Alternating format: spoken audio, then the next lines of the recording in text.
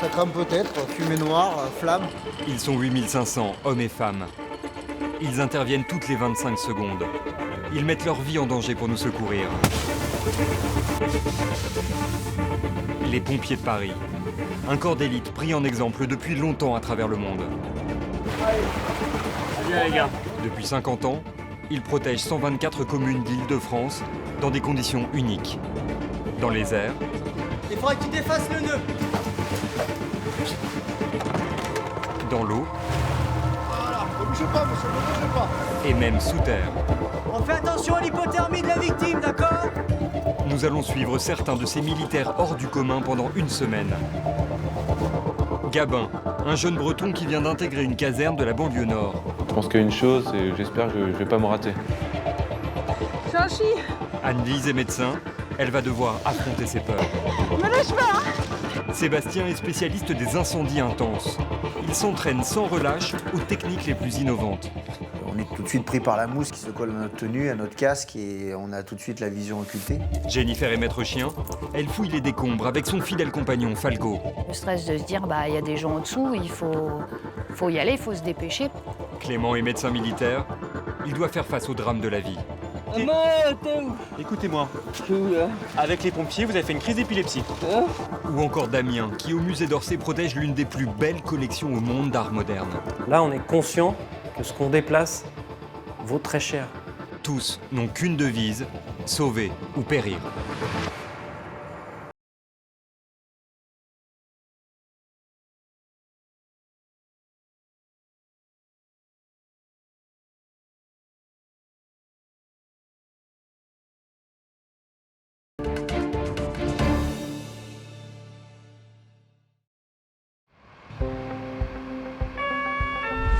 Clichy-sous-Bois, au nord-est de Paris. Nous sommes lundi matin, il est 8h. Gabin, jeune pompier de 22 ans, débute sa garde.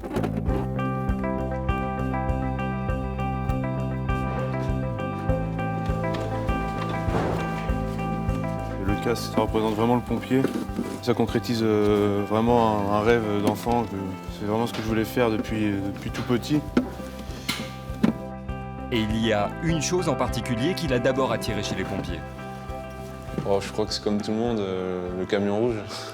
Depuis tout petit, je souhaitais être pompier, les voir passer, faire des interventions. Moi, c'est quelque chose qui me plaisait, et, ça m'a toujours plu. Originaire de Bretagne, dans sa caserne, Gabin est le plus jeune arrivé. Il n'a que 8 mois de service et il doit encore faire ses preuves. Garde à vous. Envoyez! Le jeune homme doit aussi se familiariser avec les us et coutumes des pompiers de Paris. C'est le cas chaque lundi matin lorsque la brigade rend hommage à ses morts. À l'appel! Sapeur Rémi! Mort au feu! Pour moi, la cérémonie des morts au feu, c'est important parce que ça permet de nous souvenir de nos camarades qui ont laissé la vie. Sapeur de première classe Guillemot! Mort au feu! Caporal-chef Pilange! Mort au feu! Ça nous met en garde sur le métier qu'on fait. On ne fait pas un métier anodin, on fait un métier qui est à risque. Il y a des dangers, on part sur feu, on ne sait pas ce qui peut se passer. Fixe! Repos! Gabin le sait, chaque semaine après l'appel aux morts, il est confronté à une autre épreuve. Après la cérémonie, on passe à l'épreuve de la planche. Donc la planche, c'est pas n'importe quoi, c'est l'épreuve mythique à la brigade. Capitaine, 30 ans, 10 ans et demi de service, commandant d'unité. Devant tout le monde, un à un, du plus gradé au dernier arrivé, les pompiers doivent se redresser seuls, à la force des bras, sur une planche à 2,40 m du sol. À la base, ça permettait d'évaluer le niveau physique du sapeur-pompier. Un personnel qui ne pouvait pas monter la planche n'était pas apte à monter dans un engin. Gabin commence à bien connaître cette épreuve, mais il n'en garde pas moins une certaine appréhension. Et là, quand je suis dans les rangs, je pense qu'il y a une chose, et j'espère que je ne vais pas me rater. Rater la planche, c'est montrer qu'on n'est pas au niveau, et moi, j'ai pas envie de passer pour quelqu'un, pour un rigolo, quoi. C'est enfin à son tour de passer. Je suis très concentré, ma hantise, c'est de louper ma planche.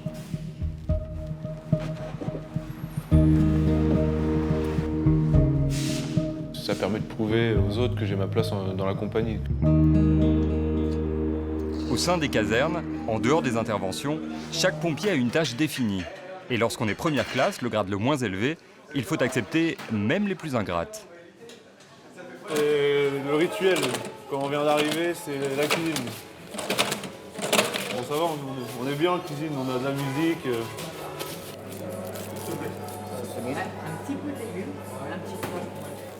Vous avez du pain ou pas, les gars? Aujourd'hui, il aide à la cuisine, au service du repas. Le rôle de première classe en compagnie, il a un rôle d'homme à tout faire. Il fait les travaux d'intérêt généraux, le réfectoire, la plonge, la cuisine pour ceux qui sont au service ordinaire, du nettoyage des locaux communs. C'est comme ça que ça fonctionne. En quantité, ça c'est bien? Ouais, nickel. Tenez, caporal chef. Heureusement pour Gabin, d'ici quelques heures, il va pouvoir pleinement jouer son rôle de pompier.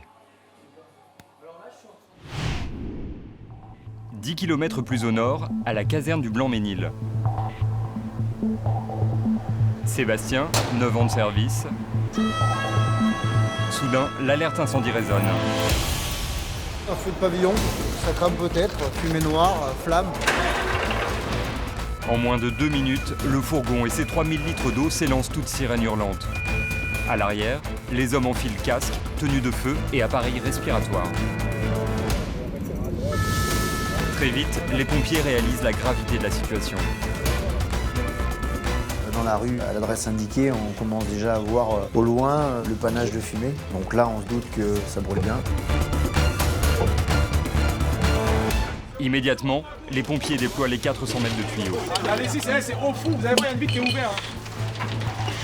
Arrivant, le pavillon était totalement embrasé, ça sortait par les fenêtres. Donc le premier but de notre chef de garde, c'était de préserver les pavillons alentours et que le feu ne prenne pas plus d'ampleur que le pavillon en lui-même. Parti dès qu'on peut, tu m'attaques de là. Tu mets un petit coup, l'entrée elle est là. Fais gaffe, tu vois. C'est une simple bougie allumée trop près d'un rideau qui est à l'origine du sinistre. Les occupants du petit 2 pièces ont pu sortir, il n'y a aucune victime. Mais les pompiers tentent de sauver ce qu'il reste de l'habitation. Chaque tuyau expulse 500 litres d'eau à la minute. Attention les gars! Différentes techniques pour éteindre un feu, c'est soit des impulsions, ou alors une méthode de crayonnage. On va venir faire des grands S à l'intérieur du feu pour pouvoir balayer un maximum les fumées, les flammes et l'éteindre rapidement. De l'extérieur, l'incendie semble maîtrisé. Les pompiers peuvent entrer. Mais en pénétrant dans une maison en feu, ils ne savent jamais ce à quoi ils vont être confrontés. T'as des flammes à droite, je fais. T'as des flammes à droite là.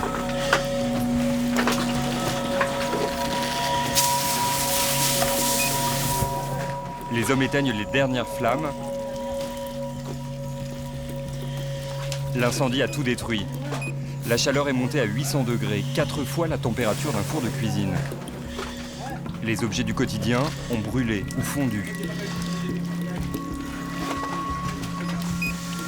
Les souvenirs sont partis en fumée. Une fois l'incendie éteint, le risque n'est pas totalement écarté.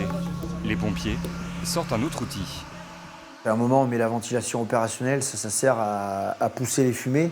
On meurt dans un incendie du fait des fumées et non des flammes. Parfois, on peut avoir les fumées qui sont au-dessus de nous et qui sont gorgées de gaz et qui peuvent s'enflammer rapidement.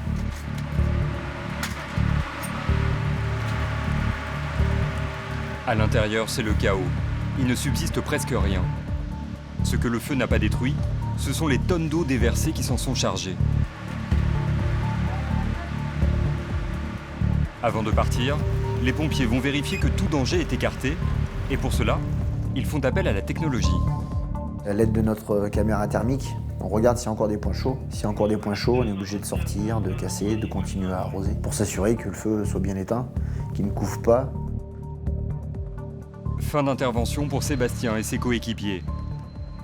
Dans quelques jours, ils s'entraîneront à éteindre un feu avec une technique très originale. Construite sur la colline de Montmartre, point culminant de Paris, la basilique du Sacré-Cœur héberge aujourd'hui encore la communauté des Bénédictines. Derrière le dôme, un lieu interdit au public, le campanile. Seuls quelques privilégiés ont accès à cet escalier. Les hommes du Grimpe, le groupe de reconnaissance et d'intervention en milieu périlleux, en font partie. Cette unité de 17 pompiers intervient quand les hauteurs sont extrêmes et l'accès impossible. Le campanile de Montmartre, 500 marches, 83 mètres de haut. Parc à matériel au niveau du soleil. Et tout en haut, l'une des plus belles vues au monde. On est privilégié de pouvoir se rendre dans des endroits, des monuments pareils. Je vois la Tour Eiffel, j'ai Montparnasse, le Sacré-Cœur, le Grand Palais. Et en plus de ça, on fait un métier qu'on aime, on fait de la technique et en même temps on arrive à se faire plaisir. Ça c'est quand même top. On vit notre rêve de gosse pour la majorité d'entre nous.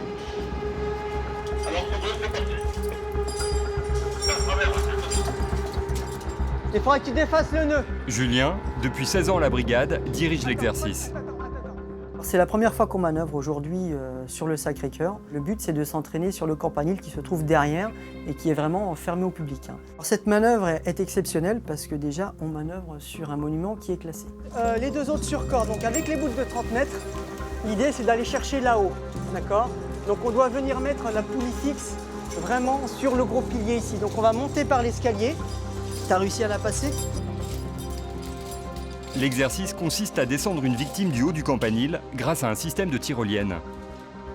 Alors là, j'ai deux sauveteurs qui sont en partie haute sur corde dans le vide et ils sont en train de mettre le dispositif qui va nous permettre d'attacher toute la tyrolienne en partie haute.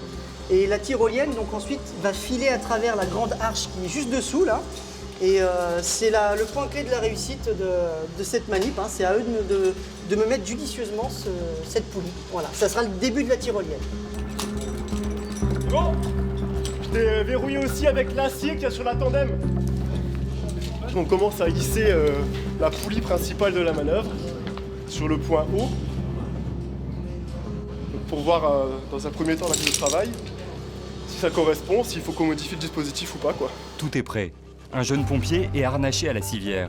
Et on a beau avoir l'habitude du vide, il faut avoir confiance en ses camarades. On se trompe pas.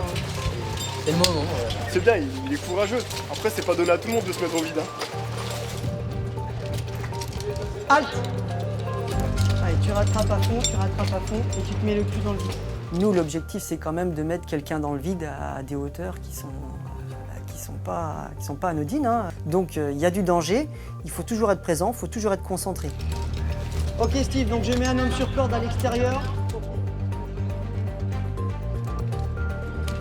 Voilà. Ouais, Damien? Il est sur mes jambes. Voilà, Big, il faut que tu t'écartes. Ouais. Tu le laisses passer. Super. Ça y est, c'est fait. Après 1 heure d'effort, la manœuvre est lancée. Il descend plus vite, Mike. Affirmatif, plus vite sur l'opposition. Et est-ce que tu as une visu, toi, comme il faut aussi, Steve? C'est tellement loin, je vois pas grand-chose en fait. Ah bah, tractionne à fond. Et Mike, il peut envoyer aussi. Suspendu dans le vide, au bout d'une corde et d'une poulie à plus de 80 mètres du sol, la hauteur d'un immeuble de 25 étages. Le brancard descend calmement, mais tangue au gré du vent.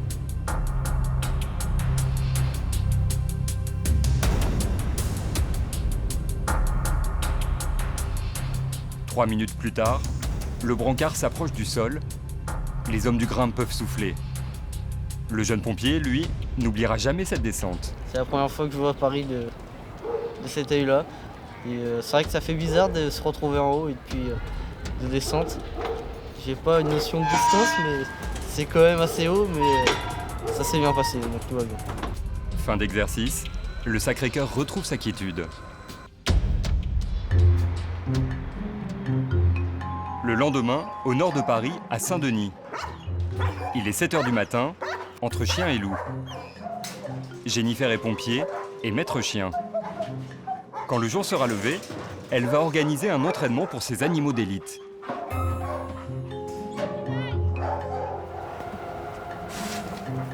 On fait exprès de mettre les chiens par groupe de 2 ou 3 pour minimum, pour favoriser la sociabilisation. Comme ça, quand on les sort et qu'on fait des interventions, on peut écarter la plupart du temps le souci des chiens qui vont peut-être aller se battre avec d'autres chiens qui se promènent en forêt ou n'importe où.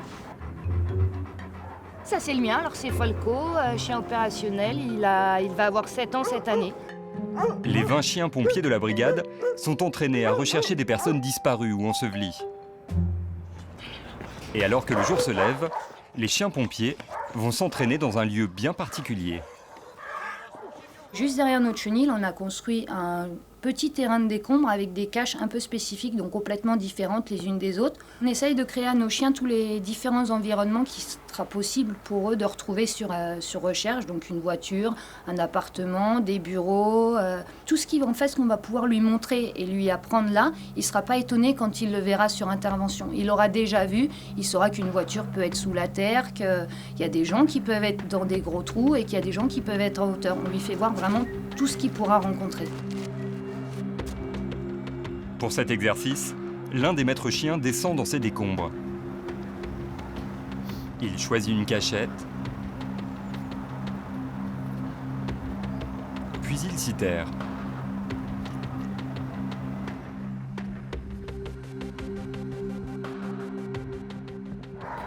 Falco, le chien de Jennifer, doit le retrouver.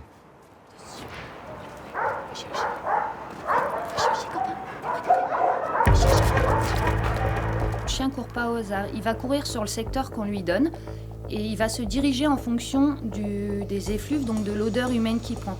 À savoir que nos chiens ne cherchent pas une odeur spécifique, ils cherchent toute odeur humaine. Après seulement quelques secondes, Falco semble être sur la bonne piste.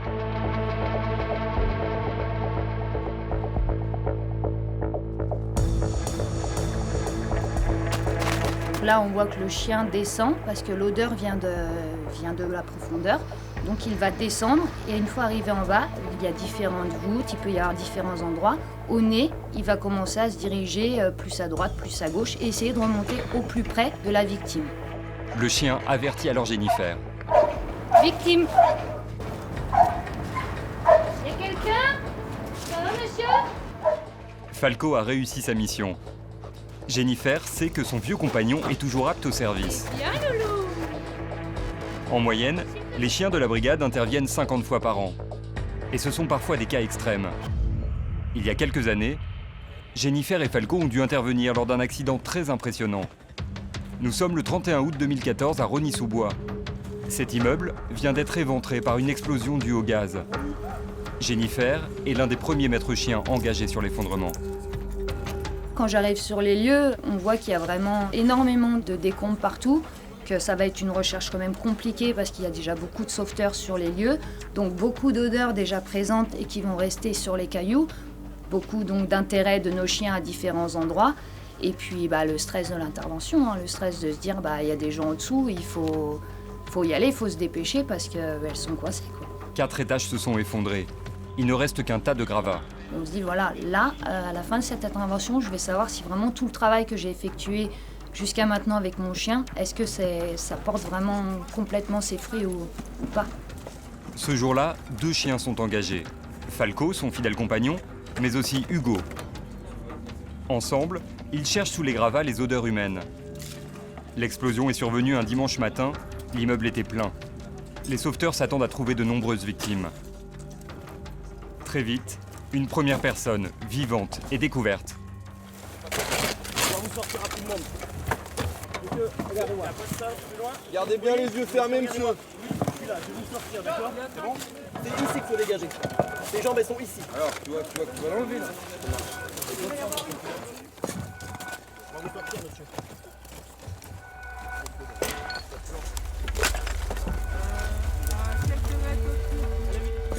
Avec précaution, l'homme commence à être dégagé. Est-ce que vous avez l'impression de saigner à certains endroits, monsieur? Oui, je vois. Est-ce que vous bougez vos doigts de pied? Ok, c'est impeccable. On espère toujours, nous, quand on monte sur un décombre, trouver des personnes vivantes et pouvoir les sortir. Dans les premières heures, 2 personnes sortent vivantes de l'amas de gravats. Les recherches durent près de 48 heures. Falco a réussi à me montrer et à me marquer 6 ou 7 victimes ensevelies sous les décombres. Donc un très très bon travail de la part de mon chien, très contente de ce qu'il m'a fait. Mais malgré leurs efforts, les sauveteurs ne sortiront plus aucun survivant. Cet effondrement est le plus meurtrier de ces 10 dernières années. Dans quelques jours, c'est un exercice qui attend Jennifer et Falco. Ils devront rechercher un homme perdu en forêt.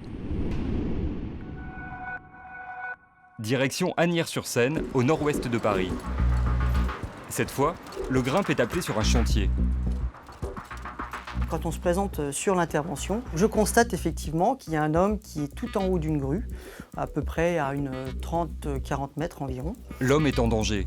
Pourtant, il ne s'agit ni d'un accident, ni d'une tentative de suicide. On comprend qu'il ne veut pas se jeter et tout ce qu'il veut, c'est être payé, tout simplement. L'ouvrier n'a pas reçu son salaire et tente de faire pression sur son patron, l'homme au casque blanc. Les pompiers ne sont plus qu'à quelques mètres de l'ouvrier, mais il leur interdit de monter. On prend les vis. On prend les vis. Là, c'est là-bas. Quand tu vas payer l'argent, je descends. Je l'assure. Ce genre d'intervention, c'est toujours très très délicat.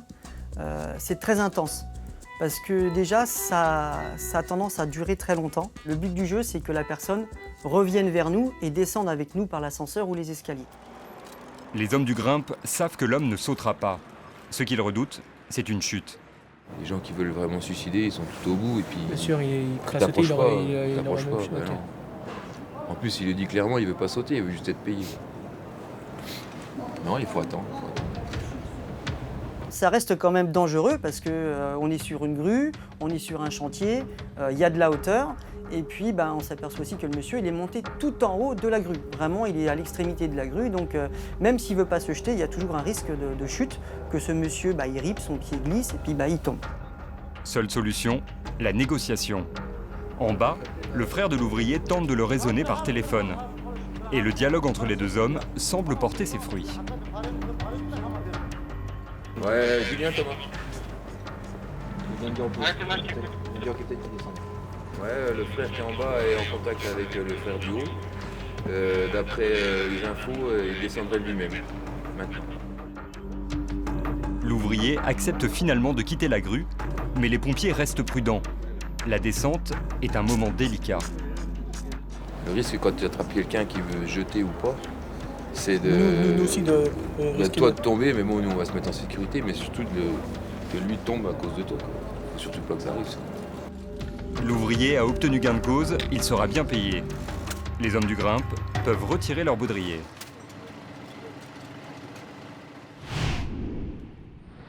À quelques kilomètres de là, autre pompier, autre ambiance. À Clichy-sous-Bois, Gabin, le jeune pompier de 22 ans, dernier arrivé à la caserne. C'est ma deuxième maison ici. Je passe autant de temps ici que chez moi. Comme chaque matin, en bon militaire, le jeune homme doit faire son lit au carré. Si notre chambre n'est pas correctement rangée, on peut se faire taper sur les doigts. Sa chambre, il la partage avec 6 de ses collègues. Tous ne sont pas présents en même temps, ça dépend des gardes de chacun. Des gardes de 24 ou 48 heures. Sur une année, ils passent la moitié de leur nuit dans leur lit à la caserne. La chambre, c'est important. C'est la bulle intérieure dans une grosse bulle. La grosse bulle, c'est la caserne. Et nous, la petite bulle, c'est notre chambre. Ça nous permet de décompresser, de rigoler, de partager des moments avec nos collègues. Des collègues qui peuvent aussi s'improviser coiffeurs. Il faut dire que la coupe de Gabin n'est pas très compliquée. T'es à blanc là sur le côté? Je suis à blanc zéro. On doit avoir les cheveux courts, éviter d'avoir des démarcations, donc qu'il y ait un léger dégradé, et avec les cheveux sur le dessus qui sont pas trop longs. Étant donné qu'on est militaire, on se doit d'avoir les cheveux courts.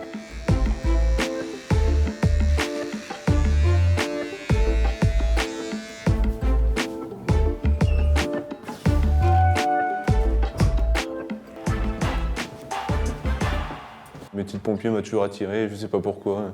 C'est le danger, c'est l'adrénaline. C'est quelque chose que je recherche et en étant à Clichy-sous-Bois, j'en retrouve quand même, je retrouve pas mal de ce que je recherchais. Et parmi ces choses, l'adrénaline du départ. Dans les couloirs, l'alarme résonne. Sur l'ensemble des casernes, les pompiers de Paris interviennent sur des urgences 1400 fois par jour. Un départ par minute.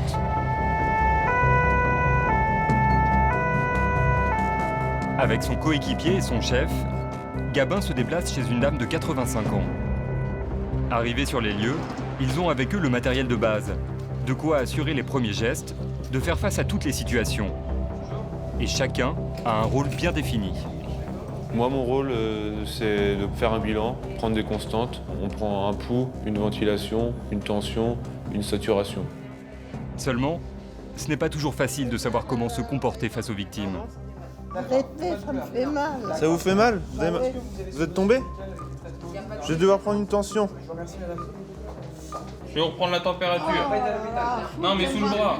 Laissez-moi la paix. Je veux partir. Surtout lorsqu'on a seulement 22 ans et qu'on est confronté à la détresse. Gabin tente de trouver les mots justes. Je veux mourir. Mais non, madame, dites pas ça. On s'occupe Ah oui, bien de vous, on va vous non, envoyer à je m'en l'hôpital. fous. Mais dites pas ça, madame, ça va aller, vous Ils inquiétez sont pas. pas toujours comme ça. Bah, nous, on est gentils avec vous. Peut-être, mais moi, c'est pas ça que je veux. C'est quoi que vous voulez? Je veux partir. Mais pourquoi? Mais parce que Vous avez une belle maison, vous êtes bien là? Non. J'ai écouté la dame, elle m'a parlé. Alors, je sais pas si elle a fait du bien de me parler ou pas, mais enfin, nous, on a souvent ce rôle-là de psychologue, entre guillemets. Moi, je trouve qu'une détresse psychologique, c'est plus dur à appréhender, parce que justement, on n'a pas de fiche technique pour les détresses psychologiques. On n'a pas de fiche technique, on n'a pas de conduite à tenir particulière, alors que pour un arrêt, on sait ce qu'on a à faire. Et alors? Pour trouver la cause du malaise de la vieille dame, les pompiers décident de l'emmener aux urgences. Et là encore, Gabin va devoir se montrer rassurant.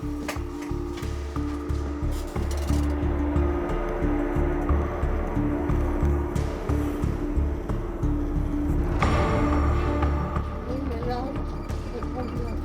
Vous êtes pas bien là? Bah non. Pourquoi? Vous avez envie de vomir? Vous avez fait un petit malaise, il faut bien qu'on vous envoie à l'hôpital. On arrive bientôt en plus. Je pense pas que ce que je lui ai dit ait eu un poids. J'avais plus l'impression de m'adresser à un mur. Parce qu'on avait beau lui dire que ça allait bien se passer, qu'on allait l'aider, qu'à l'hôpital, ils allaient bien s'occuper d'elle. Elle nous répétait tout le temps la même chose, qu'elle voulait pas se soigner, qu'elle voulait juste mourir et qu'il fallait qu'on la laisse tranquille. Ça va? On va aller se mettre au chaud.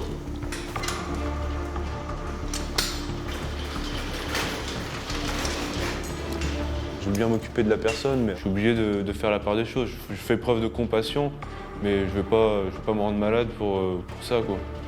Après, c'est sûr, j'essaye de comprendre la personne au maximum, mais c'est pas facile. Malgré son jeune âge, Gabin apprend déjà à se protéger. Et sa garde est loin d'être terminée. L'âme de Paris, c'est son fleuve, la Seine, classée au patrimoine mondial de l'UNESCO. Et elle aussi, elle a ses anges gardiens. Hugo, 24 ans, est l'un d'entre eux. Avec ses coéquipiers, il vient d'être appelé au secours de l'un des usagers du fleuve parisien. Ils font partie des 62 plongeurs et sauveteurs aquatiques de la brigade. Propulsés par un hydrojet, leur embarcation file à 35 nœuds, 65 km/h. Attention, ça va tourner les gars. Nous, on intervient sur vraiment tout type de population. Ça peut être n'importe qui, du touriste aux fêtards qui veulent se refroidir un petit peu et se jettent à l'eau. À bord de leur bateau, ils ont le même équipement qu'une ambulance de premier secours. On part pour une perturbante. C'est une femme enceinte qui a une perte de sang. Sur un bateau mouche, une touriste autrichienne a demandé de l'aide. Est-ce que c'est accompagné de douleur? On lui pose des questions élémentaires. Qu'est-ce qui s'est passé? Qu'est-ce qu'elle a vu? Qu'est-ce qu'elle a ressenti?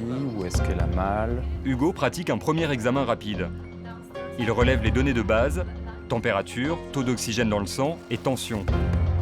La jeune femme nécessite d'être évacuée. L'équipe attend une ambulance. Notre travail s'arrête là. C'est les terrestres qui prennent le relais. Les pompiers du secteur prennent en charge la jeune touriste. Il l'emmène à Cochin, en maternité. Comme pour la plupart des interventions, Hugo et ses collègues ne connaîtront pas la fin de l'histoire. 10 millions de touristes étrangers visitent Paris chaque année.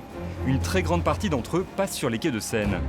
Ils dépendent alors des plongeurs de la brigade, dont la caserne et cette barge, amarrée à côté du Pont-Neuf.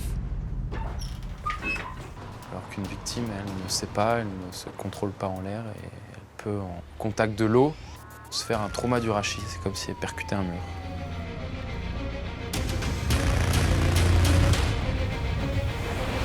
Allez, sauvetage. Engagez la barquette, engagez la barquette.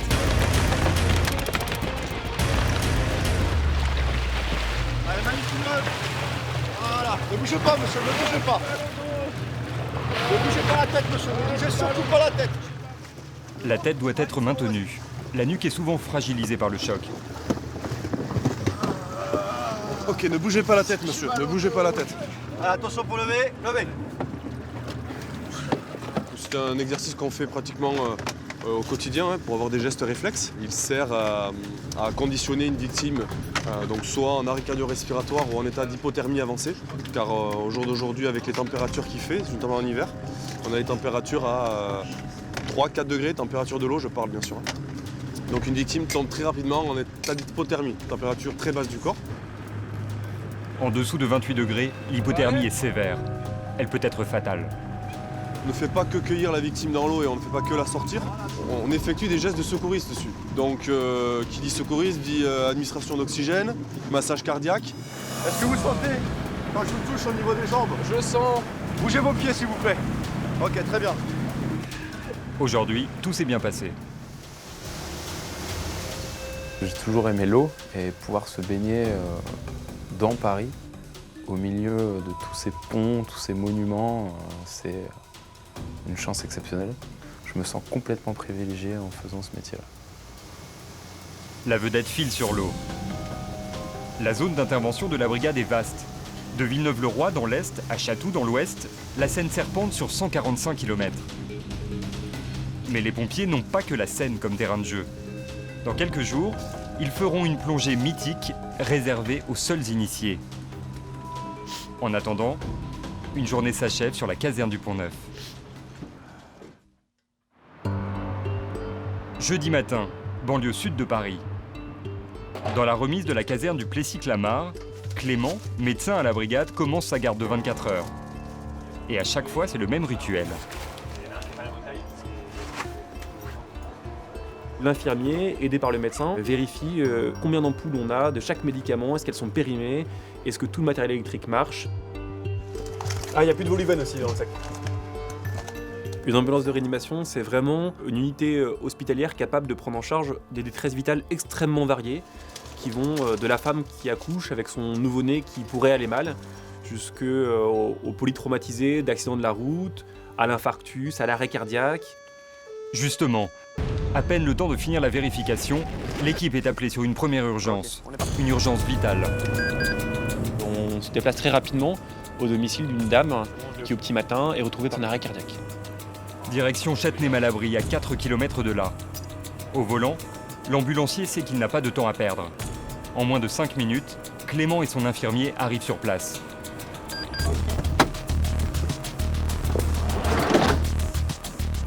La situation est critique. Les pompiers prennent le relais du fils de la victime. Bonjour madame, je viens vous voir. Alors, quand on arrive, son fils est en train de réaliser un massage cardiaque. C'est quelque chose d'extrêmement important pour nous. On sait qu'un patient qui n'est pas massé, chaque minute qui passe, il perd 10% de chance de survie quand il est en arrêt cardiaque.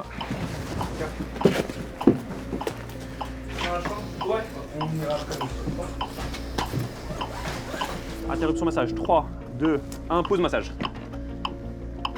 Un massage, ça a une certaine forme de violence.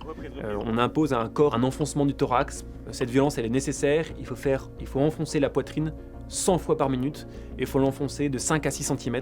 C'est très spectaculaire, mais c'est très efficace. Et pour garder ce rythme, les pompiers utilisent un outil étonnant.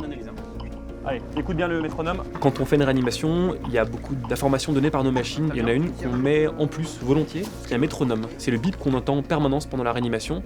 Ce métronome est une exigence pour le pompier qui masse de se tenir à 100 par minute. Le stress, la fatigue fait qu'on peut accélérer ou qu'on peut ralentir. 3, 2, 1. Minimum d'adresse. 2. Reprise de massage. On leur demande de masser pendant 2 minutes et au bout de 2 minutes, il y a un autre pompier qui prend le relais. C'est vraiment une lutte acharnée pour la survie des patients. Cela fait déjà 10 minutes maintenant que les pompiers tentent de réanimer la vieille dame en vain. Malgré l'urgence, Clément prend le temps de tenir informée la famille. Le cœur est arrêté. On fait tout ce qu'on peut pour le relancer. Je vous cache pas que la situation elle est très grave et qu'il y a très peu d'espoir. Je viens vous revoir dès que je peux. Vous pouvez venir voir si vous voulez, vous n'êtes pas obligé. C'est comme vous le sentez. D'accord? La boîte. 3, 2, 1, top.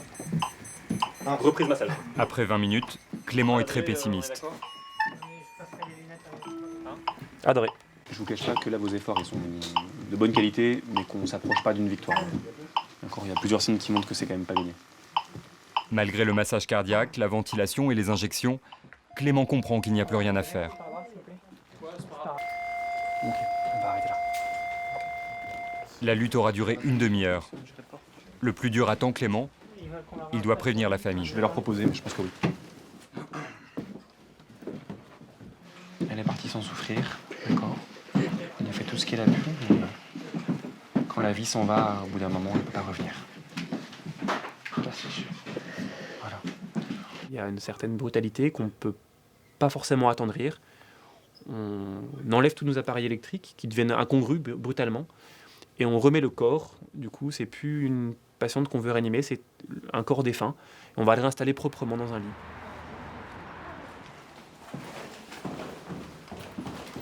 L'intervention est terminée. Les pompiers retournent à la caserne.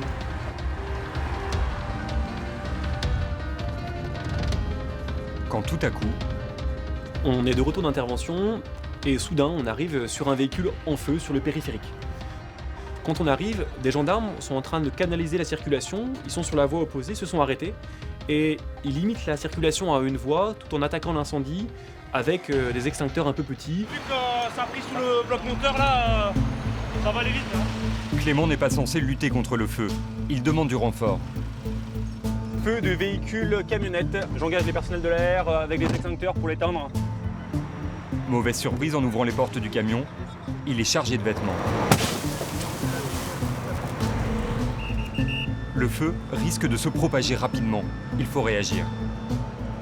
On décide de rentrer dans ce camion tant qu'il en a encore temps pour faire une chaîne avec les gendarmes et vider le plus possible les ballots de linge et les évacuer au loin et limiter l'incendie au compartiment avant du moteur. À ce moment-là, quand on rentre dans le camion, il est vrai qu'on intervient vraiment rapidement, on ne prend pas le temps de mettre nos effets de protection. Et probablement qu'on aurait dû mettre ces tenues. Quand l'incendie prend trop d'importance, on se met en sécurité. On quitte le camion. En quelques minutes à peine, les renforts demandés par Clément arrivent. Escorté par la police, le camion-pompe remonte le périphérique à contresens. La circulation est coupée. Les soldats du feu interviennent.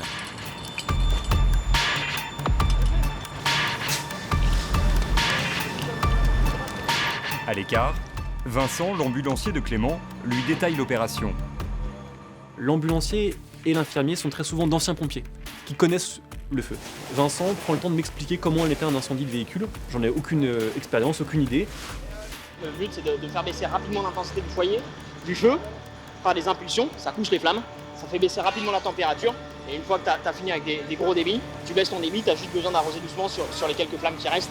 Et sur des points, il y a des points particuliers qui remontent, tu as les pneus et le moteur qui sont plus difficiles à éteindre. Et c'est sur cela. Et le réservoir, ça craint rien? Le réservoir, ça craint une panse y perce.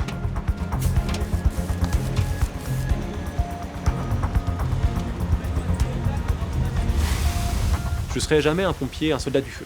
C'est pas mon travail. En revanche, plus je connais le travail des pompiers du feu, plus je peux les soutenir avec efficacité, parler le même langage qu'eux et être à leur profit. Après une demi-heure d'intervention, l'incendie est éteint et le périphérique est rouvert à la circulation. Une intervention qui, comme toutes les autres, a transidé par un lieu unique. Quelque part dans Paris, une caserne abrite l'état-major des pompiers. Pour y accéder, il faut montrer patte blanche. Cet endroit est strictement interdit au public. Il s'agit du centre opérationnel, là où arrivent les appels du 18. 300 pompiers se relaient 24 heures sur 24 pour répondre aux 6000 appels quotidiens. Un appel toutes les 25 secondes. Question, ce monsieur il est autonome, il n'est pas alité de... Seuls 1400 appels par jour donnent lieu à une intervention. En permanence, 3 médecins, Un infirmier et 8 opérateurs gèrent ces urgences quotidiennes plus ou moins graves. Aujourd'hui, Anne-Lise, médecin urgentiste depuis 10 ans, a la lourde tâche de gérer les secours médicaux. Vous avez du mal à parler, c'est ça? Pendant des gardes de 8 ou 12 heures, pendue au téléphone, elle oriente les premiers secours. Vous avez l'impression que l'air est bloqué, monsieur? Pourquoi il appelle aujourd'hui s'il a mal depuis une semaine? Hier. Et réalise des diagnostics à distance. L'intensité est croissante. Ok. La régulation médicale, c'est la prise de décision d'envoi de moyens. Mais quels moyens? Est-ce que ce patient nécessite une ambulance de réanimation parce qu'il est en train de faire un infarctus, par exemple? Ou est-ce que ce patient, en fait, une équipe de pompiers suffira? On envoie l'ambulance de réanimation pour permettre à la personne de survivre. Donc on est en général dans des situations critiques. La difficulté est de comprendre le cas sans voir le patient. C'est une vraie enquête qu'Anne-Lise mène à distance. Non, il n'y a pas de douleur en fait, mais tu vois, il y a la fatigue, il n'y a pas eu de sang dans les selles. J'ai rien trouvé qui faisait penser à un saignement de quelque part. Et moi, ce qui me gêne, c'est que tu as vu, il a une tension limite à 9,6, les pâleurs, les sueurs, il a un prix irrégulier. On va déjà faire un ECG, voir ce qui se passe. Faire un ECG. Tu lui as pas demandé? Non. Bah non, parce que je cherchais plus si ça n'avait pas saigné ou si... Quand on est au téléphone, on est un peu un détective, quoi. On va à la pêche au renseignement. Il n'y a pas de paralysie faciale, hein. Il n'y a pas de déficit membre supérieur, membre inférieur. Il s'est réveillé comme ça. Quand il tire la langue, elle sort droite. Parfois, on demande un électrocardiogramme, on demande aux pompiers qui sont sur place de voir s'il n'y a pas des courriers ou des prises de sang qui ont été faites dans un laboratoire les jours précédents. Par des petits renseignements, on essaye de faire un lien pour prendre la meilleure décision, en fait. Bon, l'électrocardiogramme, il n'y a pas d'anomalie aiguë, d'accord? Elle va voir son gynécologue tranquillement et on peut la laisser sur place. Ok. Le secours à victimes ne cesse de prendre de l'ampleur. Il représente désormais 80% de l'activité des pompiers de Paris. Anne-Lise, elle, va bientôt quitter son bureau pour une intervention sur le terrain. À quelques kilomètres de là, banlieue est de Paris. C'est une intervention un peu spéciale qui s'annonce. Un homme dans un état grave est coincé chez lui. Les pompiers du Grimpe doivent trouver une solution pour l'évacuer. Julien briefe ses hommes. Alors messieurs, nous avons un homme en urgence absolue. Ce monsieur est de forte corpulence, d'accord? Il fait à peu près 120-130 kilos. Il est conscient, mais seulement il faut qu'il soit transporté dans les plus brefs délais à l'hôpital. Messieurs, il est 2h34, il nous reste à peu près 45 minutes, à peine. Quand on parle d'urgence vitale, donc de détresse, 45 minutes, ça peut paraître très très long. Mais c'est pas anodin de passer quelqu'un par la fenêtre. Le risque est toujours le même, c'est de faire tomber cette personne par la fenêtre. Donc effectivement, on ne peut pas attendre une corde en 5 minutes et mettre tout le monde comme ça, jeter comme une furie, comme un accrobranche. Non, ça ne marche pas comme ça. C'est bon, Vincent? Pour sortir l'homme, les pompiers vont mettre en place un système de tyrolienne, le même qu'au Sacré-Cœur. Corde bleue et corde rouge, corde porteuse, corde blanche, traction. Il y a plusieurs types de cordes pour ce dispositif. Il y a des cordes qui supportent tout l'ensemble, des cordes qui tirent et des cordes qui retiennent. Voilà. Tout ça cumulé, ça fait qu'on peut monter, translater, descendre. Enfin, c'est comme un mini ascenseur, mais sur corde. En attendant que l'installation soit prête, le patient a été stabilisé dans sa chambre par une équipe médicale. Qui êtes-vous prêts? Attention pour lever, lever. Posez. L'homme est placé sur une civière. Dans quelques instants, il sera suspendu dans le vide. Ça a l'air compliqué comme ça, mais c'est juste... ça permet de... Si le brancard est légèrement incliné, on peut, avec le poids, la rétablir.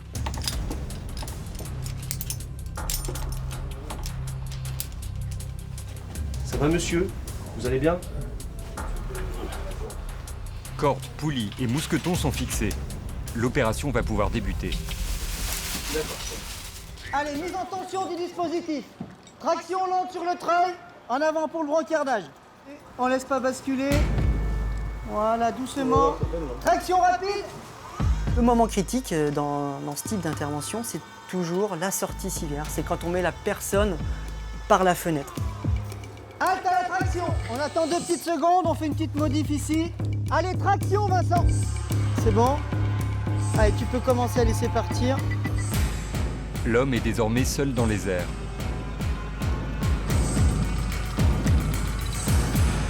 Vous le tenez au maximum le plus loin possible, les gars, pour bien droit. Tout est mis en place pour éviter que le brancard ne bascule Parfait.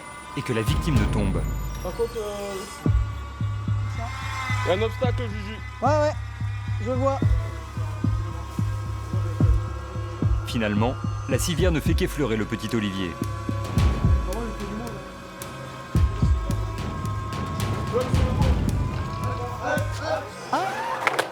C'est bien là?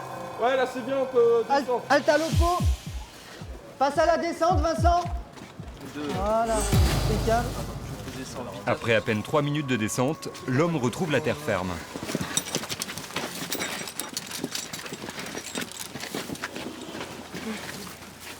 Ça va, monsieur? Monsieur, pardon, ça va toujours? On va vous mettre au chaud là. L'homme sera pris en charge dans l'hôpital le plus proche dans les minutes qui viennent.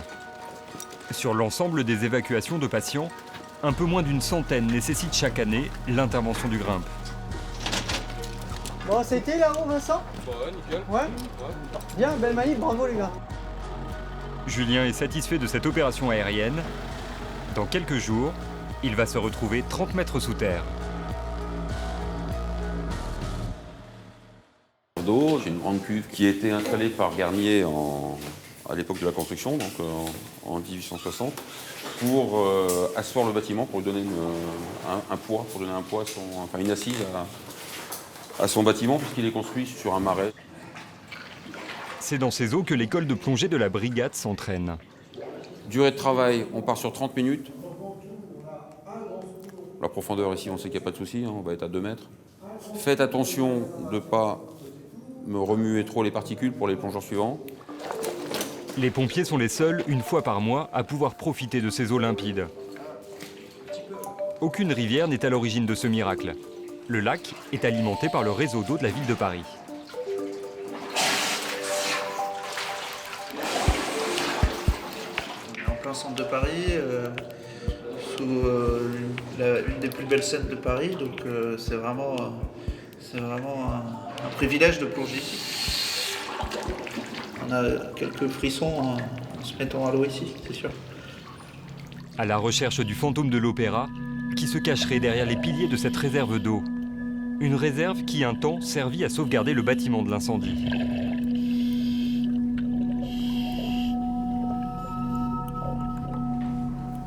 Un fil lumineux permet aux hommes de se guider. Un lien indispensable. Seules les lampes des plongeurs percent l'obscurité. Et dans ce dédale, seule la ligne de vie verte indique le chemin du retour.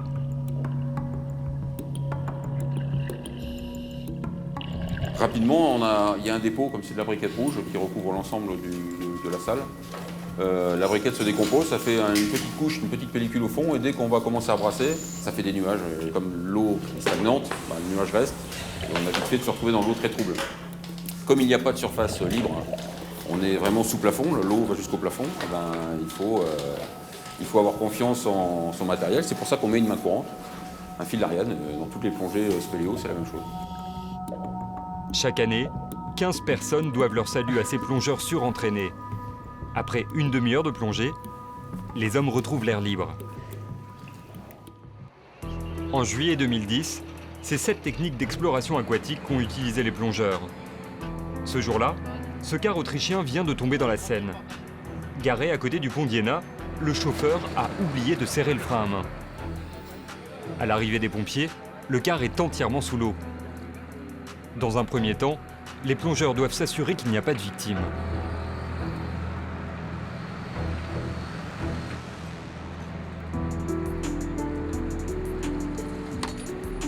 Heureusement, très vite, ils réalisent que le bus est vide.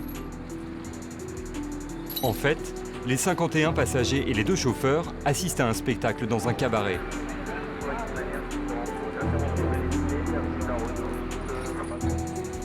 Deuxième étape, sortir le car de l'eau. Il faudra 2 jours et la mobilisation de 15 plongeurs.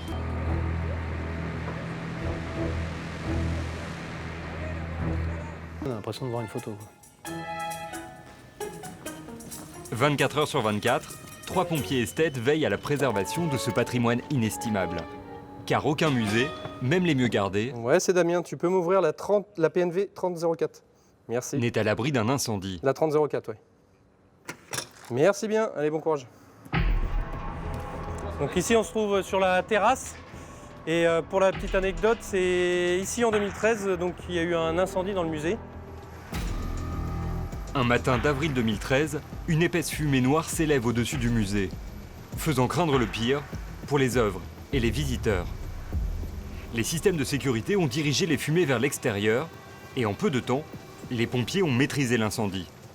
L'intervention a été assez spectaculaire de l'extérieur. On voyait un panache assez violent de l'extérieur, mais aucun tableau, aucune œuvre n'a été touchée. Le public a été évacué sans encombre, aucun blessé pendant l'évacuation.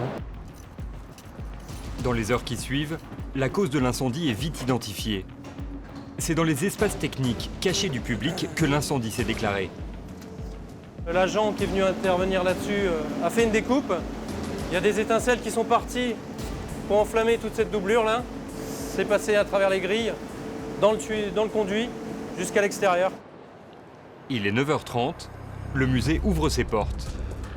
La gare se remplit d'une partie de ses 3 millions de visiteurs annuels. 168 000 objets, tableaux et sculptures s'offrent à leurs yeux.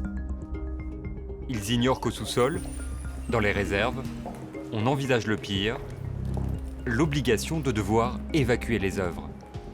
Donc, le but de cet exercice, c'est tout d'abord de rationaliser le décrochage d'un épi si, dans l'urgence, parce que c'est la nuit ou aux horaires de fermeture du musée, il n'y a personne, que vous puissiez, dans des conditions correctes de conservation préventive, manipuler et stocker provisoirement les œuvres.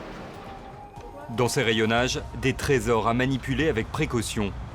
Damien redevient un simple élève. Le but va être dans un premier temps de vider cet épi-là. Donc vous, spontanément, vous procéderiez comment?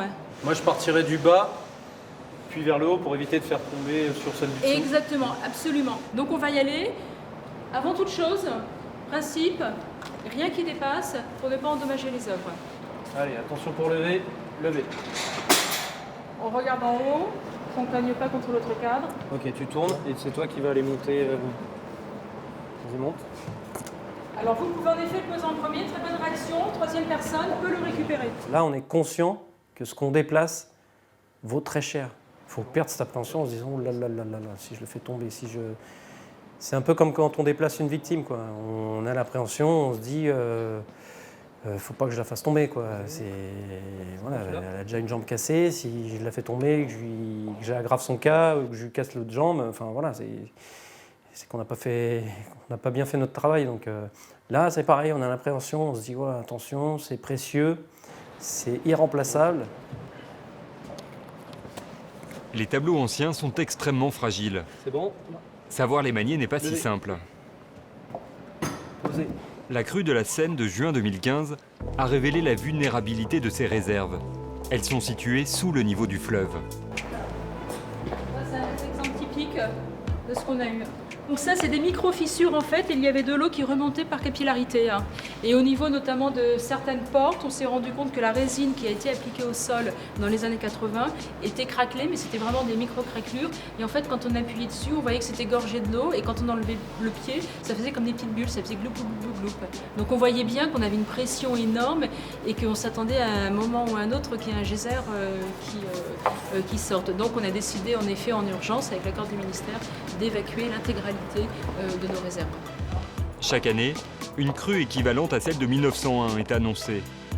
Mais les trésors du musée d'Orsay sont entre de bonnes mains.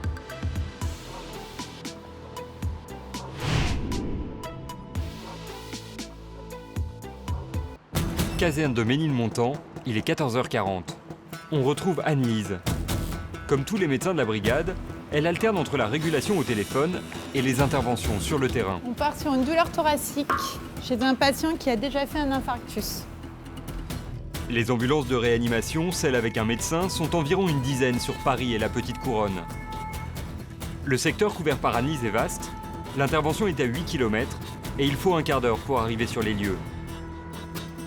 Le médecin n'a que peu d'informations. En arrivant, c'est toujours un peu la surprise. Pompiers. Les pompiers. Face à elle, un quinquagénaire qui porte des traces de coups. Et l'agresseur n'est pas n'importe qui. Son fils l'a frappé, violemment frappé. Il a dû faire avec son fils. Et suite à. Ouais, tout de suite là j'ai demandé la police. Il est où le fils? Il est là, dans l'appartement, j'ai demandé la police. Il a été pris d'une vive douleur thoracique, mais qui n'a rien à voir avec un coup. Quand on arrive chez les gens, on rentre dans leur intérieur. Dans une situation d'urgence, parce qu'il y a quelqu'un qui est malade ou en détresse. Et donc, en fait, rien n'est caché. On est confronté directement à la misère ou à la violence familiale. D'accord, ok. Vous avez une coronarographie? On est allé voir? Annelise craint que l'homme soit victime non pas des coups portés par son fils, mais du stress provoqué par l'agression. Monsieur, la douleur de l'année dernière, quand vous avez fait l'infarctus, c'est la même là? Oui, c'est la même, c'est pour ça que j'ai appelé. C'est pour ça que vous avez appelé? J'ai le bras, j'ai tout ce côté-là qui me fait mal. J'ai les dents, j'ai comme si j'avais mal. C'est pareil comme l'année dernière? Il décrit une douleur vraiment typique. Je prends son cas en sérieux. En plus, il a eu un gros coup de stress avec l'altercation avec son fils. Et on sait très bien qu'un coup de stress peut entraîner un problème cardiaque. Pour dissiper ses doutes, le médecin a besoin de connaître l'état du cœur du patient. L'équipe lui fait alors un bilan complet. Elle vérifie son rythme cardiaque et son taux d'oxygène dans le sang. Tout semble normal, mais pour en avoir le cœur net, Annelise contacte le cardiologue du malade. À son domicile pour une douleur thoracique qu'il décrit comme identique à celle. J'apprends que le patient est de nature très angoissée. Il a fait un petit infarctus, il n'a pas de séquelles. Et il a extrêmement bien récupéré. Donc le cardiologue me dit, ne vous inquiétez pas, au point de vue cardiaque, pour l'instant, tout va bien.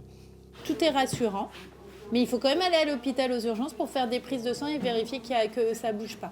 D'accord? Mais je ne suis pas obligé de rester, je veux pas... Non, à mon avis, vous allez rester que quelques heures et une fois que les prises de sang seront bonnes, si elles sont bonnes, ce que je pense qu'il va se passer, vous pourrez rentrer à la maison. Il n'y a pas d'urgence vitale, mais le patient nécessite tout de même un passage à l'hôpital. Ce sont les premiers secours qui vont l'y conduire. Annelise, elle, doit redevenir disponible pour d'autres urgences. Les constantes et tout. Ah oui. Allez, bon courage. Merci bien. Au revoir. Au revoir. Au revoir. Le but du jeu, c'est pas de rester sur intervention trop longtemps. Il n'y a pas tant d'ambulances de réanimation que ça sur Paris. Donc il faut faire les gestes qui permettent à la personne de récupérer. Mais il faut aussi, si ce n'est pas nécessaire d'amener les patients à l'hôpital, il faut savoir les confier au premier secours pour être disponible si jamais il y a quelqu'un qui fait un arrêt cardiaque ou un infarctus. Dans quelques jours, une autre épreuve attend Annelise. Elle va devoir descendre en rappel du haut de la tour Montparnasse. Retour à la caserne de Clichy-sous-Bois. Dans les sous-sols, les pompiers poussent de la fonte. À la brigade, le sport, c'est 4 heures par jour. Dernière arrivée dans la caserne, Gabin sait qu'il doit redoubler d'efforts. Moi, physiquement, j'ai le minimum demandé pour être en compagnie. Quand on arrive en tant que première classe, on n'a pas le niveau physique de certains caporaux-chefs ou même certains sous-officiers. Donc c'est pour ça qu'on doit s'entraîner en sport pour atteindre un niveau supérieur. Mais l'entraînement à peine fini, une sonnerie bien particulière retentit. C'est celle qui annonce le départ pour feu. Un incendie vient de se déclencher quelque part sur le secteur. Il faut s'équiper au plus vite. Alors, le feu, ça m'a toujours attiré et le combattre, c'est un de mes plus grands rêves, quoi. J'attends le jour où je ferai une grosse intervention. Ce jour est-il arrivé? Pour l'heure, impossible de le savoir. Le combat contre le feu est avant tout une course de vitesse. En quelques minutes, l'équipe de Gabin arrive sur intervention. Et ce n'est pas vraiment ce à quoi il s'attendait. Oui, on fait aussi des feux de poubelle. Ça m'intéresse un petit peu moins, mais bon, ça fait partie du métier. Allez, Gabin. Je suis gâté.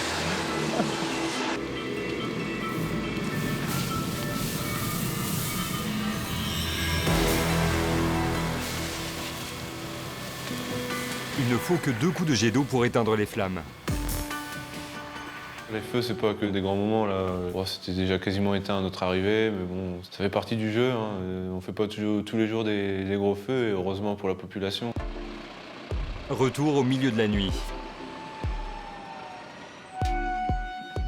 Après une longue journée de tâches d'intérêt général, d'entraînement physique et d'intervention, Gabin peut enfin se reposer.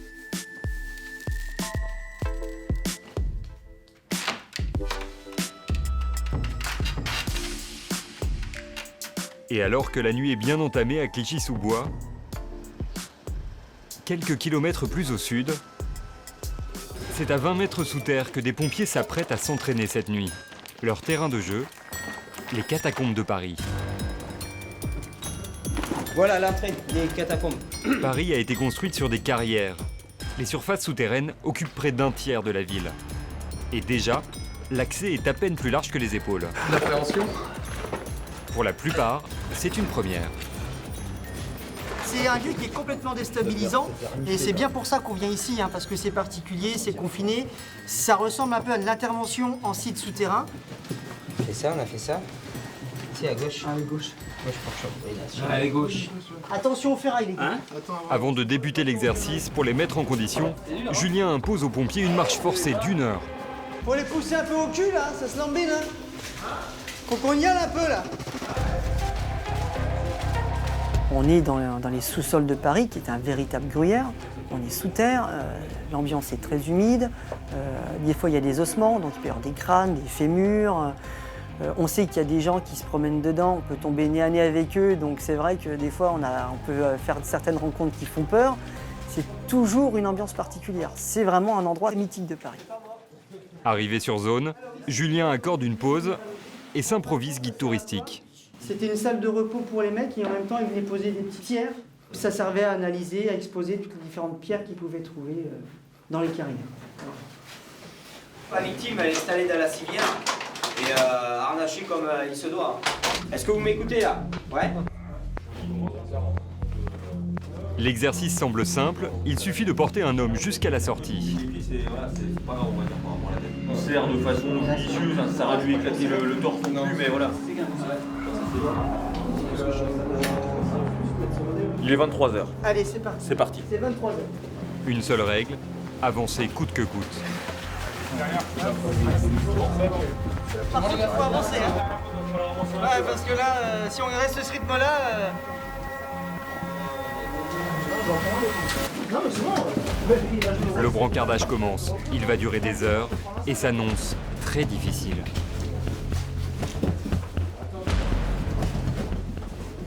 Au même moment, dans la banlieue sud de Paris, une ambulance part au secours d'un homme jeune. C'est un homme de 35 ans qui est épileptique connu, qui serait alcoolisé, qui a fait 2 crises. L'homme peut être en danger.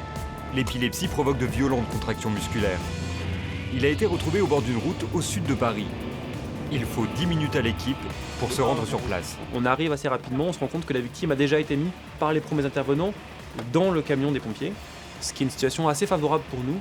C'est un environnement qui est propre, dans lequel il n'y a pas beaucoup de place, c'est vrai, mais c'est bien pensé. Monsieur, je suis le médecin des pompiers, d'accord? Qu'est-ce que vous prenez comme médicament pour l'épilepsie? Je ne sais pas. Vous ne savez pas, d'accord. Vous êtes fait agresser, monsieur, vous vous rappelez? Non, je ne me rappelle pas. D'accord. C'est juste que je suis tombé.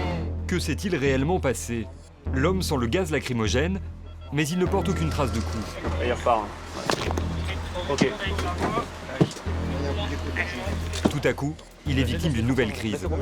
Ses spasmes sont si violents que les pompiers ont du mal à le maintenir. Est-ce que tu peux me mettre une aspi, s'il te plaît? C'est vachement bizarre comme crise. Au moment du pic de la crise, il est extrêmement agité et là le patient présente des mouvements extrêmement bruyants. On se demande s'il en rajoute pas un peu, s'il fait pas du théâtre. Clément soupçonne la victime de simuler. Essayez de résister un peu contre la crise. Tout le problème de l'intervention, c'est de savoir si ce patient est en train de se moquer de nous, ou bien a une maladie psychiatrique qui fait qu'il fait des manifestations un petit peu hystériques, ou bien s'il a une crise d'épilepsie réelle. Calmez-vous, c'est bien. Vous êtes entre de bonnes mains là, d'accord? Vous êtes avec Maman, t'es où? Écoutez-moi. Je suis où là? Avec les pompiers, vous avez fait une crise d'épilepsie. Hein? Mais maman, elle est où? C'est les pompiers, hein, d'accord? Pour calmer ses crises, Clément décide de lui poser une perfusion. Tu vois quelque chose? Je te rends. Restez calme. On vous pose une perfusion pour l'épilepsie. Non, non, te touche pas. Tout va bien. Non, te touche pas. Ça fait mal. Aïe, aïe, aïe. Hey. Les gars, un Hey, écoutez. hey. L'homme retrouve peu à peu son calme. Il aura fallu 1 heure à Clément pour venir à bout de ses crises. Ce jeune homme, on a pris en charge sa détresse vitale, il fait plus de crise d'épilepsie, donc il est en sécurité. Maintenant, j'ai pas d'origine certaine à son épilepsie. Est-ce que c'est juste parce qu'il est épileptique? Est-ce qu'il est épileptique et alcoolique? Ou est-ce qu'en plus il a pris des coups dans la tête? Je peux pas savoir. Clément ne connaîtra jamais la vérité. L'homme va être hospitalisé.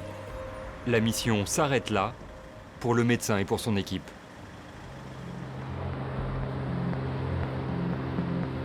Retour sous terre. Dans les catacombes, les pompiers portent leur brancard de 90 kg depuis bientôt 2 heures. Allons-y les pompiers en housse. On y va. Allez. On y va. Allez, on y va. Le fait d'être sous terre dans les carrières, c'est gigantesque, quoi. On a le vent froid qui nous arrive dessus, on voit à peine les voitures en bas et on se dit il va falloir que je descende et que je me jette dans le vide, quoi. C'est difficile. L'exercice commence. Clément se lance sans aucune appréhension.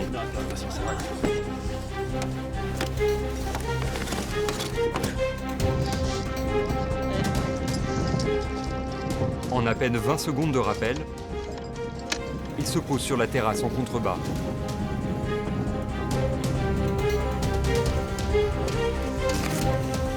Sous les yeux d'Anne-Lise, cramponné à la rambarde.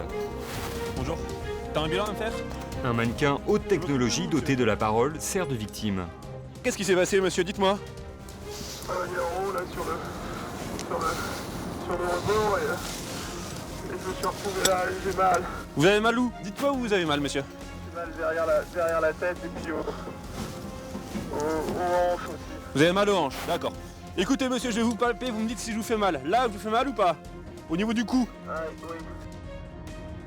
Ce mannequin, il représente une victime qui peut respirer ou ne pas respirer, qui peut parler, qu'on peut perfuser, qui fait le poids à peu près d'un homme, la même corpulence. Et les instructeurs étaient cachés derrière une petite baie vitrée à l'intérieur de la tour Montparnasse et téléguidaient ce mannequin à l'extérieur pour nous permettre vraiment de rentrer dans ce scénario, de rentrer dans le jeu.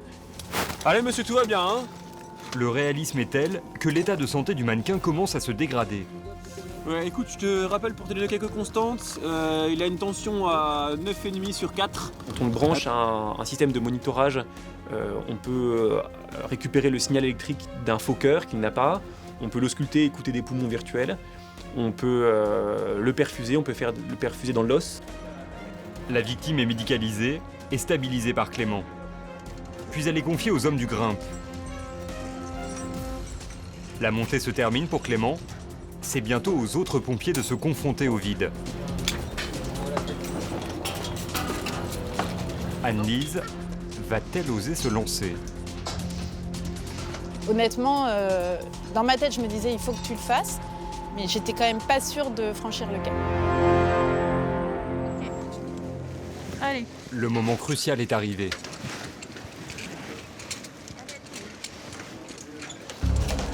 Le moment où on doit se mettre à califourchon sur la rambarde, il y a une sensation de néant en fait. À plat ventre, on est d'accord, hein? Ici. Oui, à plat ventre comme ça. On est d'accord. On est d'accord. Sous elle, plus de 200 mètres de vide.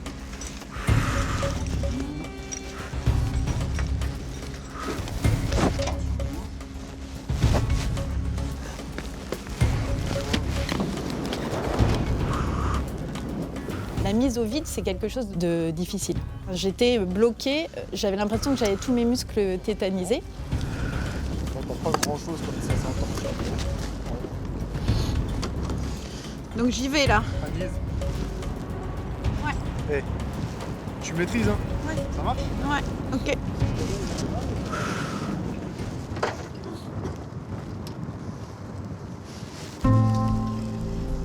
Anne-Lise s'élance sous les regards admiratifs de ses collègues. Ouais. Mais elle sait qu'une fois arrivée en bas, il faudra remonter. Vraiment courageuse, hein. Ouais. C'est chaud. Ouais, pour moi, c'est chaud. T'arrêtes, hein. T'arrêtes. En bas, il y a des collègues qui nous attendent, donc il y a un côté qui finalement est rassurant. Ça s'est plutôt bien passé. Par contre, la montée, c'est beaucoup plus physique parce qu'il faut remonter à la force de la jambe et du bras avec la poignée. Une corde autour du pied pour pousser, une poignée pour tirer. Anne-Lise doit se hisser sur 20 mètres. Moi, j'ai eu plus de mal à la montée qu'à la descente, en fait. L'effort est intense et à 200 mètres dans le vide, impossible de se détendre.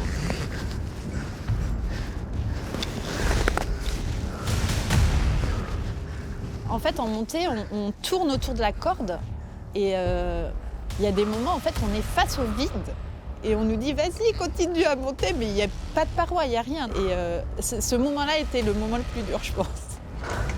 Chanchi. Encore quelques mètres pour mettre fin au calvaire.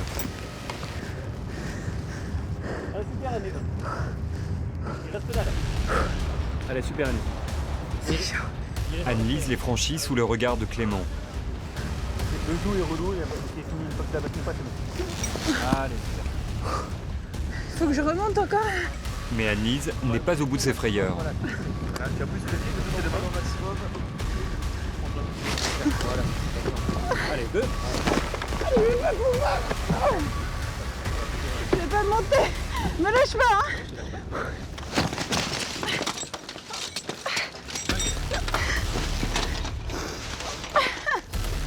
Oh putain. J'en peux plus.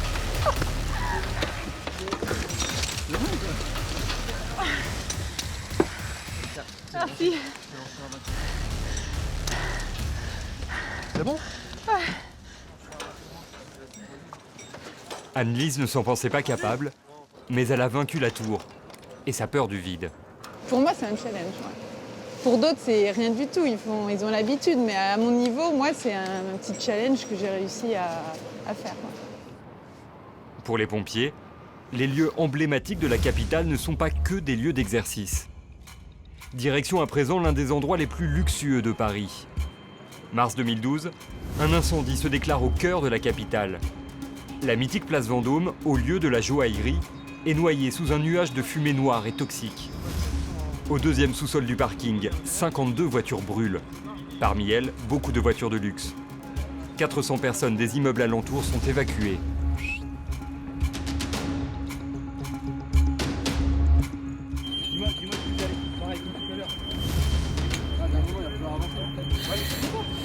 Vous descendez ici là, vous allez en face là-bas au fond. Une centaine de pompiers tentent de reprendre le contrôle des 5 étages du parking. Mais intervenir dans un parking souterrain, c'est très compliqué. La difficulté est tout simplement d'approcher le sinistre. Léna. Oui. Tu es sur quoi comme canal? Là, T12. T12. Oui. Ok, ça marche. Les accès au sous-sol sont limités. Il est impossible de contourner le foyer. Et les soldats du feu sont bloqués par les épaisses fumées toxiques.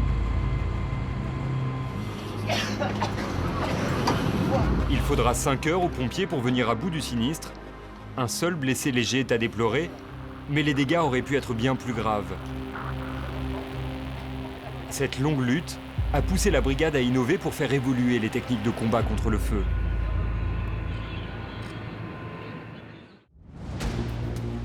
Paris, 15e arrondissement. Ce samedi matin, les hommes de la caserne du Blanc-Ménil, celle de Sébastien, vont s'entraîner en sous-sol. Et c'est un exercice très spécial qui s'annonce.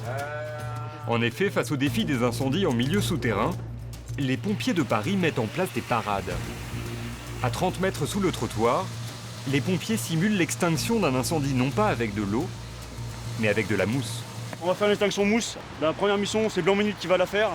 Donc une fois qu'on a rempli de mousse, c'est aller vérifier l'extinction. Je veux des comptes rendus réguliers quand vous arrivez en bas et quand vous sortez là-bas. Seules 2 casernes, dont celle de Sébastien, maîtrisent ces techniques. Le feu, pour pouvoir évoluer et prendre de l'ampleur, il a besoin d'oxygène. La mousse, elle va venir prendre la place de l'oxygène, donc on va éteindre le feu par étouffement, tout simplement. Attention, la mousse, on voit rien. Donc il faut absolument avoir un ligne guide entre l'échelle là et l'échelle là-bas. Ouais. Absolument. Vous équipez, prêt à faire du balisage. On a l'habitude de travailler dans les fumées, là les fumées sont remplacées par de la mousse, donc c'est juste une soirée mousse un samedi soir, sauf que là c'est le samedi matin.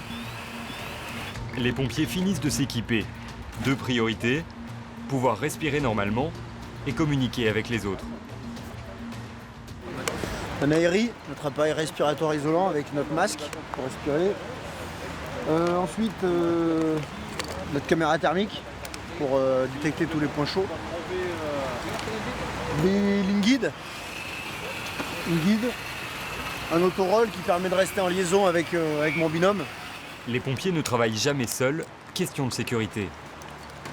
Une fois prêts, c'est le moment de s'immerger dans la mousse. Allez, allez, on embraye les gars. Allez, ça traîne.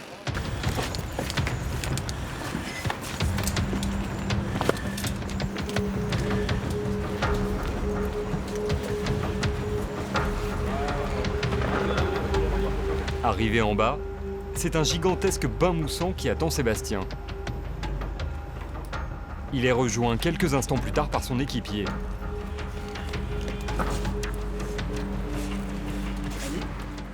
Le soleil commence à se coucher. Sur les quais de Seine, à la caserne de la Monnaie, une équipe de plongeurs se lance sur les eaux du fleuve. Ce sont des hommes grenouilles, équipés de bouteilles. L'équipe s'amarre à une pile de pont. Le but de l'exercice, explorer les fonds. Via la navigation, ici les pompiers en exercice plongée, pont royal, rive droite, pont royal, rive droite. Les gars, vous restez dans l'arche. Ouais. Ok. Je vous rappelle les signes de communication, donc ça sera 2 coups à gauche, 3 coups à droite, un coup vous êtes en sécurité. Et voilà, on part sur une plongée de 1 demi-heure, donc profitez-en pour bien reconnaître la pile de pont, les quais, et profitez du courant, prendre des bonnes sensations. Lorsque les personnes tombées à l'eau ont coulé, ce sont ces plongeurs qui sont chargés d'aller les chercher. Des fois au fond de l'eau, donc il y a très peu de visibilité et du coup on peut ne plus savoir exactement où on est. Donc moi j'ai des moyens de communication pour leur dire soit à gauche, soit à droite et pour leur dire quand est-ce qu'ils sont en sécurité. Les hommes se laissent descendre au fond de l'eau. La Seine dans Paris peut être profonde, jusqu'à 6 mètres.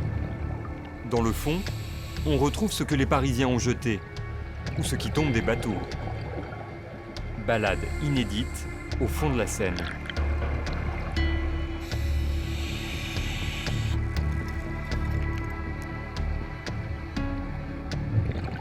Il y en a qui sont plus ou moins surpris par ce qu'on peut trouver dans la Seine. On peut trouver des poissons, des grosses silures, des petites anguilles, des petits poissons qui se baladent en équipe.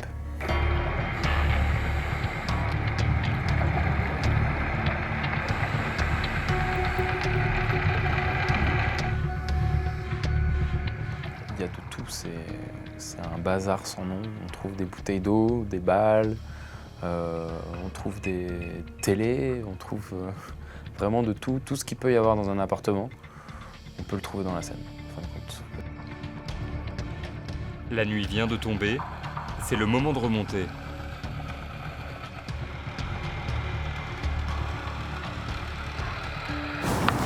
C'est combien de temps là? 1 demi-heure. C'est suffisant? 1 demi-heure c'est bien. Là à 3 degrés je pense qu'ils vont être bien rafraîchis. Ils vont être contents de sortir et d'aller prendre une douche chaude.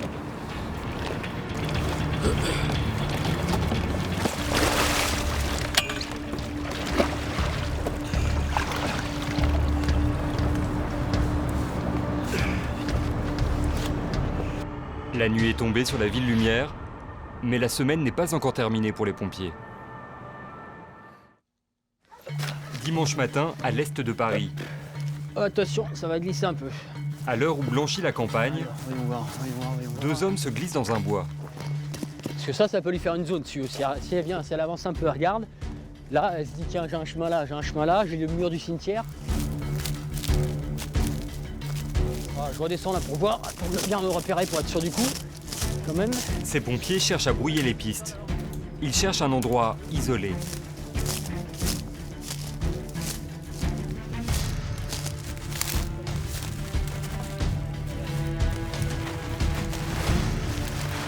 Ton téléphone, c'est bon, hein, tu l'as mis en vibreur par contre. Ouais, ça me Ok. Essaye de te mettre au mieux, de te bien te planquer.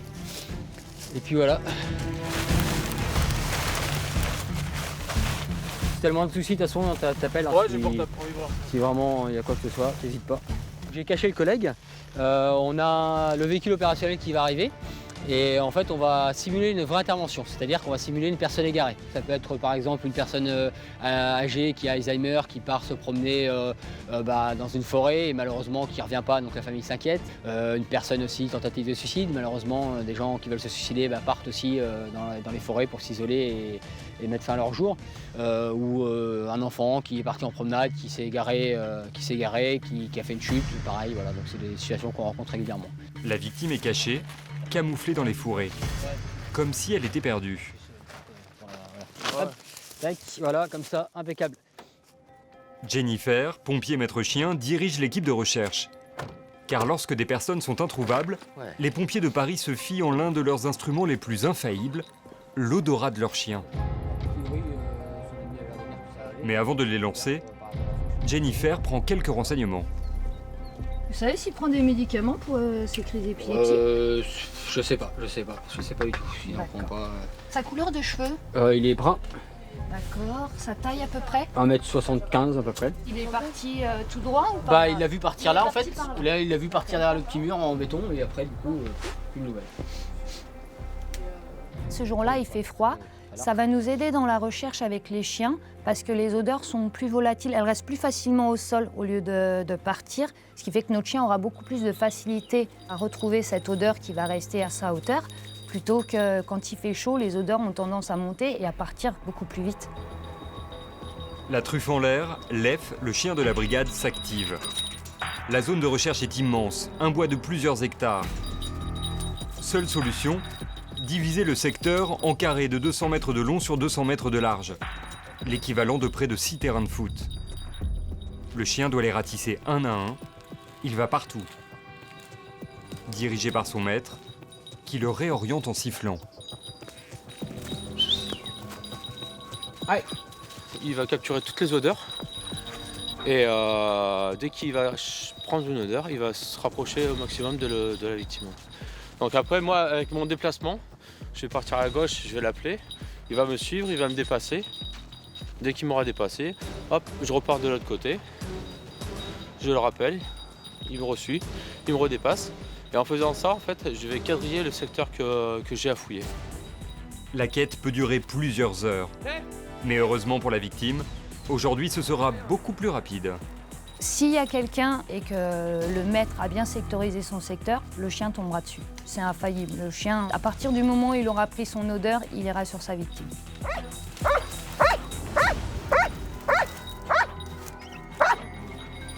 Tu me rattrapes? Tu me rattrapes, c'est vous? Après avoir trouvé la fausse victime, place à la récompense. Les moments de jeu après l'exercice, c'est très important pour le chien. Ça permet de le renforcer dans le travail qu'il vient d'effectuer et ça le récompense. C'est la finalité de ce qu'on lui demande en gros, de rechercher la victime pour jouer. Donc en gros, le jour où il n'a pas de jouer, il va rechercher la victime et lui ce qu'il va attendre c'est jouer. Chaque année, une cinquantaine de personnes sont retrouvées par les chiens de la brigade, dans les forêts et dans les parcs d'Île-de-France.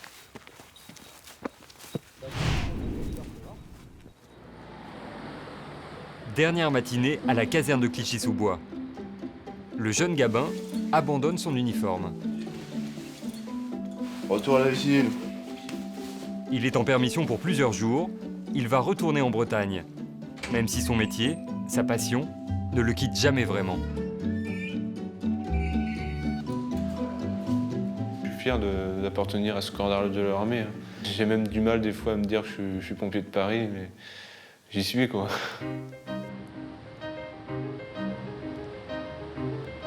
En cette fin de semaine, Damien, le pompier du musée d'Orsay, continue ses rondes. Elle le mène parfois vers un panorama unique. Vers une des plus belles vues de la plus belle ville du monde. Et lorsque les pompiers peuvent prendre le temps de l'admirer et qu'ils doivent désigner leur quartier préféré, naturellement, c'est à leur caserne qu'ils pensent. Ah, un petit pincement au cœur pour mon secteur, mon ancien secteur juste là-bas, avec Notre-Dame. J'avais déjà fait plusieurs points hauts dans Paris, mais celle-là est vraiment exceptionnelle. On a la Défense, Montmartre, qu'est-ce qu'on va retrouver? Notre-Dame, on va retrouver la tour Montparnasse, on va retrouver la tour Eiffel, les plus grands monuments de Paris, quoi. Je me verrais bien poser ma petite table et puis faire un petit dîner ici, ça peut être pas mal. Une pause bien méritée pour ces 8500 hommes et femmes de la Brigade des pompiers de Paris qui nous protègent depuis 50 ans.